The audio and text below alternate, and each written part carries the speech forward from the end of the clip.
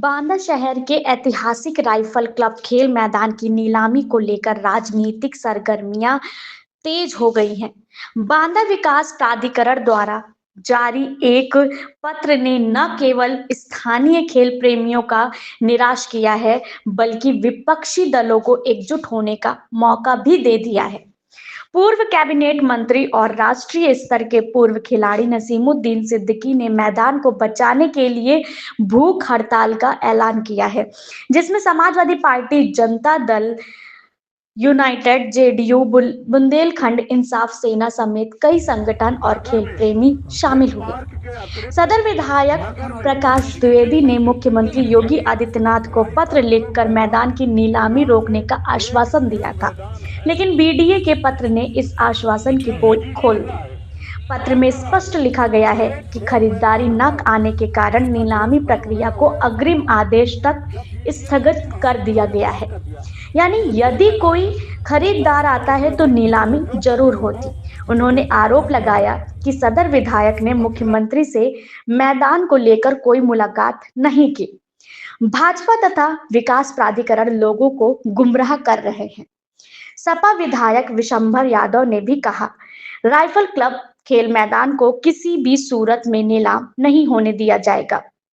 इस ऐलान के बाद 17 जनवरी दोपहर 12 बजे राइफल क्लब मैदान में विपक्षी दलों और खेल प्रेमियों ने भूख हड़ताल शुरू कर दी।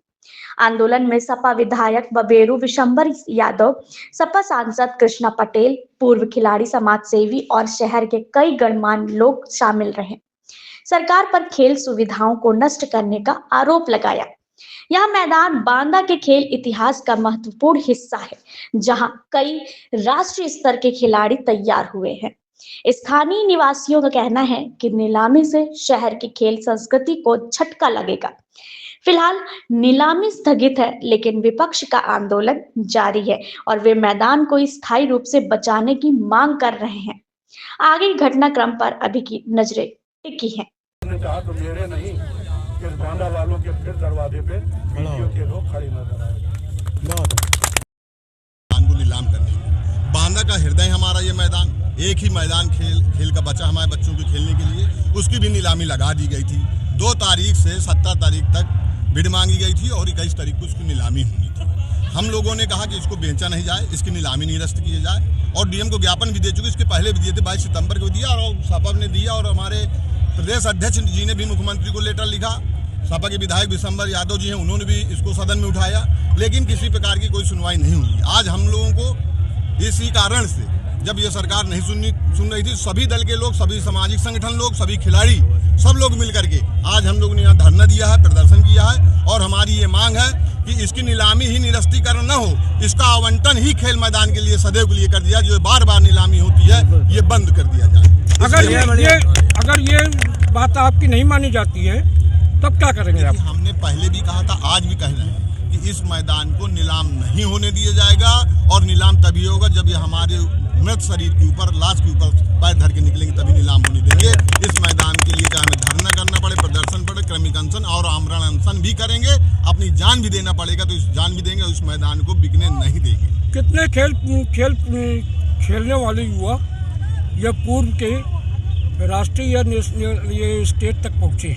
अरे यहाँ पर तमाम ऐसे खिलाड़ी हैं जिन्होंने देश में नहीं विदेश में नाम कमाया है। यहाँ पर हमारे राष्ट्रीय नहीं अंतर्राष्ट्रीय खिलाड़ी ध्यानचंद भी खेले हैं। तमाम लोग हम यहाँ पे इस बांदा की धरती से, जमी से खिलाड़ी पैदा हुए हैं, जो बताया ना कि देश प्रदेश नहीं विदेशों में डंका बजाया है। और आज भी आप देख रहे हैं कि यहाँ से तमाम प्रतिभाएं निकल करके बाहर राष्ट्रीय अंतर्राष्ट्रीय स्तर पर खेल रही हैं। और आपको एक बात बता दूं कि जो इस बीडीए ने भ्रमित करने का जनता को काम किया था, ये हमारी आज यहाँ पर जनता जो है अमाती नहीं, इतना आदमी था, लेकिन उन्होंने गलत तरीके से रात में ये अफवाह उड़ा दी। पेपर कुछ हमारे पत्रकार भाइयों ने भी गलत संदेश दे दिया कि इसके निरस्तीकरण कर दिया गया है, कि नीलामी नहीं होगी।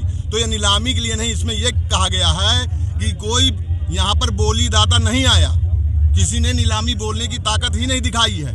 क्योंकि हमने सबसे अनुरोध भी किया था, जो भी नीलामी में भाग लेने वाले लोग थे, हमने अपनी बांदा की जनता को, ऐसे जो बड़े लोग उद्योगपति, उनको धन्यवाद देते हैं कि उन्होंने नीलामी में भाग नहीं लिया, उनको भी धन्यवाद देते हैं। और हमारे घर का जैसा ना, घर का बेदी लंका ढाबा, यदि बांदा के लोग इस नीलामी में आते हैं तो हम बाहर वालों की तो औकात ही नहीं देखते इसको नीलामी ले ले। इसलिए हम उनको भी धन्यवाद देते हैं और इसीलिए भ्रम जो फैलाया तो हम बता देते हैं इसका निरस्तीकरण नहीं हुआ है नीलामी का। सिर्फ इन्होंने कहा कि आवेदन न आने के कारण अग्रिम आदेशों तक निरस्त किया गया है, कभी भी इसकी नीलामी कर सकते, इसलिए हमको बाध्य होकर धरना प्रदर्शन करना पड़ रहा है।